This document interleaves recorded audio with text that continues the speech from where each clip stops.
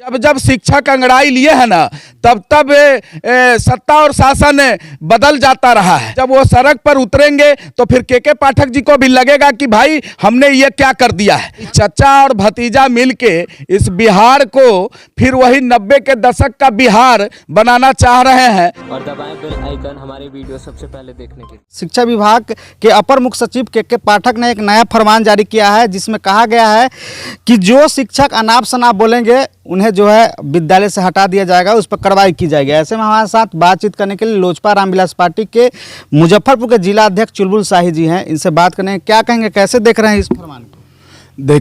सर्वप्रथम तो आपके दर्शकों को मेरा नमस्कार। आज जो बिहार सरकार जो बिहार में तुगलकी फरमान जारी करवा रही है, इसमें कहीं न कहीं बिहार सरकार का दोगलापन दिख रहा है। किसी भी व्यवस्था को सुदृढ़ करने के लिए उस व्यवस्था में आमूलचूल परिवर्तन लाने की ज़रूरत होती है और उसके लिए एक लंबी तैयारी और रणनीति की ज़रूरत पड़ती है। और बिना रणनीति बनाए आजकल देखने को मिल रहा है कि जो सुबह में फरमान आता है वो शाम को समाप्त हो जाता है, कैंसिल कर दिया जाता है, और जो शाम को निर्णय किया जाता है उसी निर्णय को के पाठक जी के द्वारा सुबह में वापस ले लिया जाता है। तो ऐसे में यह कहना कि निश्चित तौर पे आदरणीय नीतीश कुमार जी जो बिहार के मुख्यमंत्री हैं, उनका मानसिक संतुलन कहीं न कहीं खराब हो गया है। अब उनको आराम की आवश्यकता है। लगातार जो है शिक्षा मंत्री भी नजर नहीं आ रहे हैं, सिर्फ फरमान के पाठक अपर मुख्य सचिव दे रहे हैं। देखिए, के पाठक जी का तो ये स्वभाव ही रहा है, वो चर्चा में बने रहना चाहते हैं और न्यूज और सुर्खियों में बने रहने के लिए वो हमेशा एक नया नया प्रयोग बिहार में करते रहते हैं। अब एक तरफ आप बताइए ना कि जो हिंदू जो हमारे शिक्षक हैं उनके सभी छुट्टियों को रद्द कर दिया जाता है, और दूसरे तरफ जो मुस्लिम भाई हैं उनके छुट्टियों को बढ़ा दिया जाता है।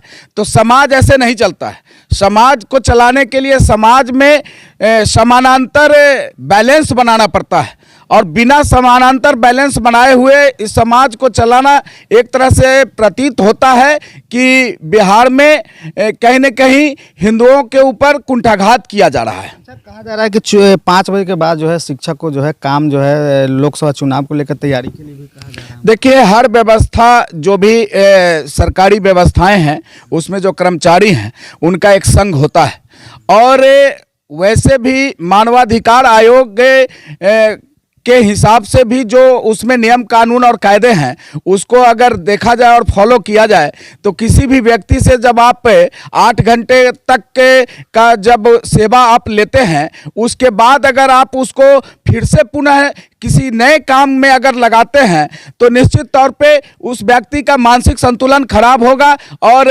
ये उस व्यक्ति के अभिव्यक्ति पर कहीं न कहीं प्रश्नवाचक चिन्ह है। बोल रहे हैं कि अंड पंड बोलिएगा तो निकाल दिया जाएगा। देखिए, ये तो कहने की बातें हैं, इसके लिए कोर्ट कानून और बाकी चीज़ बना हुआ है। मान लिया जाए कि अपने हक और हकूक़ की बात करना ये तो हमारे संविधान में है, और एक तरफ कहा जाता है सरकार के द्वारा कि संविधान बचा रहे हैं और दूसरे तरफ संविधान का छलनी किया जा रहा है। बताया जाए, अगर आप अपनी अभिव्यक्ति की आज़ादी में अगर कुछ अपनी बात को रख रहे हैं और उस बात को लेकर अब सरकार और उसके सचिव अब कहें कि आपको हटा दिया जाएगा, तो ये कहीं से ये तुगलकी फरमान है और ये बिहार में नहीं चलने वाला है। और जब जब शिक्षक अंगड़ाई लिए हैं ना तब तब सत्ता और शासन बदल जाता रहा है।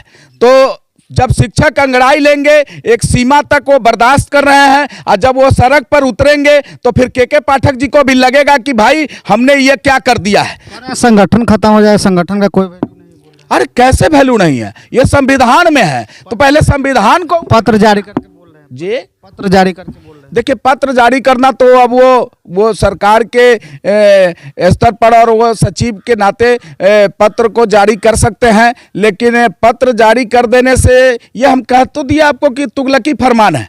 आप किसी व्यक्ति के अभिव्यक्ति की आज़ादी को नहीं छीन सकते हैं। अब ये पत्र जारी करके आप डरा नहीं सकते हैं, और डराएंगे तो फिर संविधान और न्यायालय और कोर्ट सब कुछ का दरवाजा खुला हुआ है शिक्षकों के लिए, और शिक्षक सड़क पर उतरकर इसका जोरदार विरोध करेंगे, आंदोलन करेंगे। बिहार में शिक्षा मंत्री का कहीं भी नजर नहीं आते हैं, कोई पहल नहीं रहता उनका। देखिए, बिहार सरकार का जो प्रभाव है वो एक तरीके से खत्म हो चुका है। अब बिहार सरकार में किसी मंत्री, किसी एमएलए और बाकी का कहीं कुछ चल बन नहीं रहा है। अब एक तरफ नीतीश कुमार है और दूसरे तरफ तेजस्वी यादव है। अभी चचा और भतीजा मिलके इस बिहार को फिर वही 90 के दशक का बिहार बनाना चाह रहे हैं, तो अब ये चलेगा?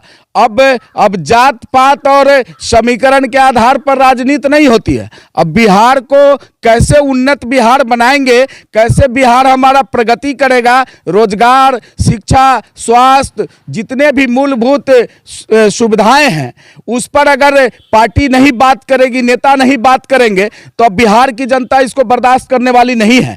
और हमारे जो आदरणीय राष्ट्रीय अध्यक्ष चिराग पासवान जी हैं, उनका तो स्पष्ट विजन है। आपने देखा भी होगा पिछले जो 2000 का जो चुनाव हुआ था, उस चुनाव में हम लोगों ने नीतीश कुमार का पुरजोर विरोध किया, क्योंकि हम लोगों को पता था कि आने वाले समय में नीतीश कुमार का क्या जो है सो बिहार के लोगों के साथ क्या होने वाला है। अब एक तरफ आप देख लीजिए, जनादेश का अपमान, जो जनादेश नीतीश कुमार को एनडीए गठबंधन के रूप में मिला था, उसी जनादेश का अपमान करते हुए नीतीश कुमार तो फिर किस मुंह से जनता के बीच जाएंगे और जनता से वोट मांगने का काम करेंगे? इस बार जनता इनको सबक सिखाने का काम करेगी। चलिए, हमारे साथ जो है खास बातचीत करने के लिए हमारे साथ चुलबुल शाही जी थे। इन्होंने साफ तौर पर कहा कि शिक्षा विभाग के द्वारा यह तुगलकी फरमान है। इन्होंने कई बड़ी बातों को इन्होंने कहा है। इनके बातों से आप लोग कितना सहमत है वो भी कमेंट करके बताइएगा। तब तक इजाजत दीजिए। जय हिंद, जय भारत।